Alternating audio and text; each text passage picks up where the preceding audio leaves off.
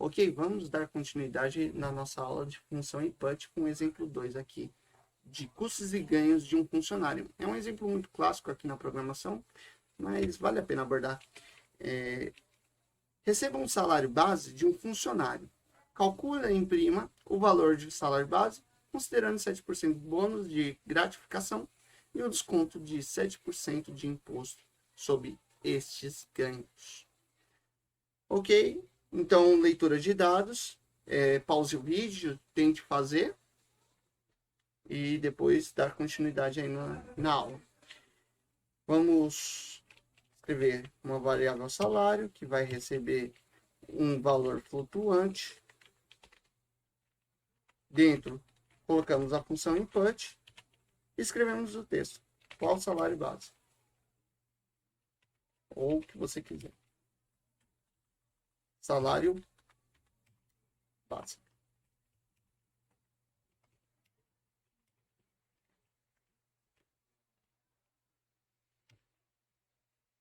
Certo? Agora existe ganhos totais.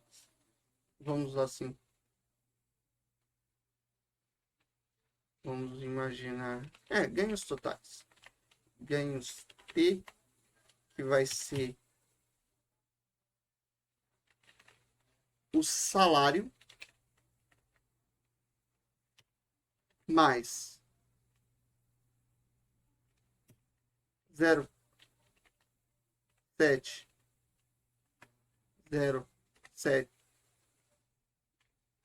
0,07, que é 7%, vezes do salário, menos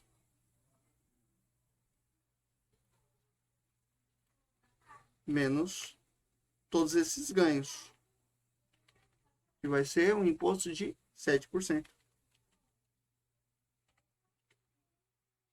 Vezes, abre parênteses, coloca tudo isso. Certo? Podemos deixar o código mais enxuto. Dessa maneira aqui, ó. Salário 1,1.07. Assim fica melhor. Fica um código mais enxuto. Vamos, durante o nosso curso, sempre buscando códigos mais enxutos, que possibilitam melhor interpretação, maior legibilidade. E vamos printar este dado. Print. Vamos utilizar um método porcentagem desta vez.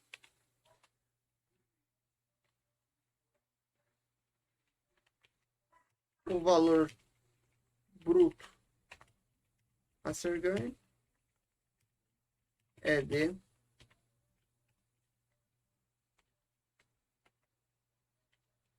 Então, lembrando que, como é o método porcentagem, não precisamos utilizar a função round. Eu quero ponto 2 de casas de precisão e a variável em questão é float, então f, certo?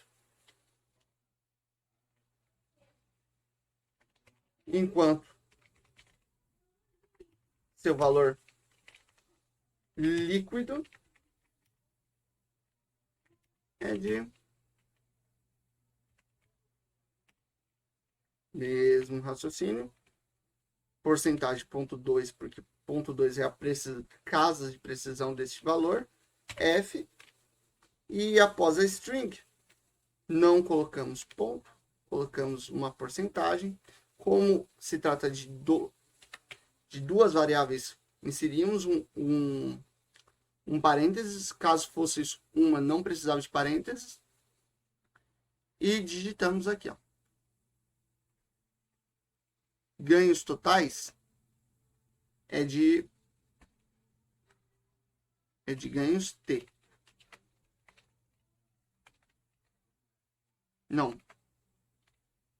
Não é de ganhos T. O valor bruto é este valor aqui. Vamos até escrever uma linha a mais para ficar melhor de entender. Vamos colocar ganhos B de ganhos brutos. E vamos colocar este código aqui, certo? E aqui vamos substituir ganhos por ganhos B.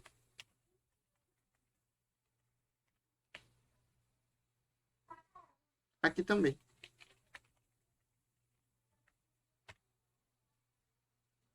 Certinho. Então, o valor bruto vai ser de ganhos B, porque é o salário somado com bônus. E o valor líquido é o valor bruto menos os impostos. Vamos ver como ficou nossa resposta. Vamos supor um salário de R$ 1.200. O valor bruto a ser ganho é de 1.284, enquanto seu valor líquido é de 1.194,12 centavos. Ok? A aula foi bem curtinha e na próxima aula vou abordar esses desafios aqui, que eu quero que você realize, tente bastante, se esforce e assista aos próximos vídeos para saber a resposta. Vamos ler o enunciado? Construa um programa que forneça um tamanho de diâmetro e altura da cadeira cilíndrica contendo água pura. Imprima quanto de calor seria necessário para aquecê-la, de 25 graus Celsius até 80 graus Celsius, desprezando efeitos dissipativos. Ok? Vocês vão utilizar o exemplo de um volume de um cilindro, certo? O mesmo raciocínio daquele exemplo anterior.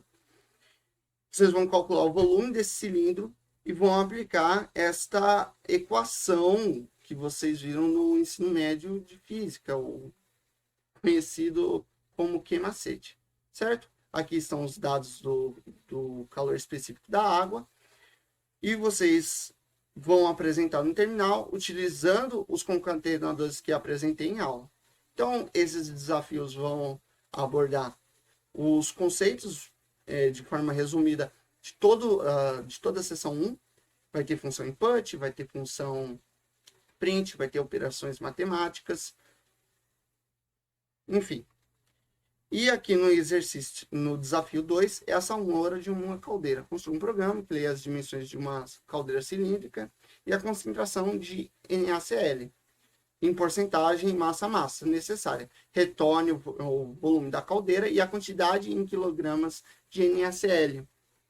Então, vai ser um programa que vai ler as concentrações em porcentagem massa-massa do sal e vai perguntar, você vai calcular a partir desse valor a quantidade necessária em massa desse sal diante do volume e concentração necessária.